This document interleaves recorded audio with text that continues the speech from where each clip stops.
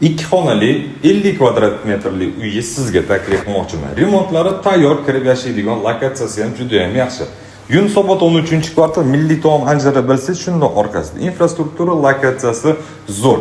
Uy egalari $71,000 so'rashyapti. Albatta, har doimli kelishiladigan joylarimiz bor. Birgalikda uyni ko'ramiz. Qarang, uyimiz 1-qavatda joylashgan. Oldi orqa огородlari bor. Video davomida ko'rsatib o'tib o'taman. 4 qavatli binomiz edi. Mana asosiy podyezdan kirish eshigimiz, bizda kattagina turburchi prixoshkamiz mavjud.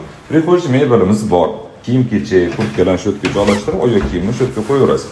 Qarang, bu planirovkada sanuzelni birlashtirib, kattagina sanuzel qo'ygan. Oppoqqina. Sanuzelni ko'ra, umumiy mashina ham ishlaydi, chiroyli ekan. Xo'p. Zal, mehmon kutadigan xonamiz. Balkonlar oraliq ochilgan, uzunligi 7 metr, eniga 320. Yo'l tarafimizda esa bir oshxonamiz. Stroyni kuxna garnitura yaxshi holatda turibdi. Remont sostaviyasi zo'r, toza, fayzli uy ekan. Kiyim-kechak, mebel texnikangizni olib kelib yashaysiz. Bu yog'imizda esa ikkinchi xonamiz. Bu spalni. Bu xonadan orqa hovli огородga chiqadigan eshik ham qo'yilgan. Огородni ham ko'rsataymi? Ограждение bor, zелёный yashil hudud bor, naves chiqazilgan, bemalol bitta mashinani joylashtirsangiz bo'ladi. Maktab, bog'cha, targov kompleks, metro 2 qadamli yo'nalishda.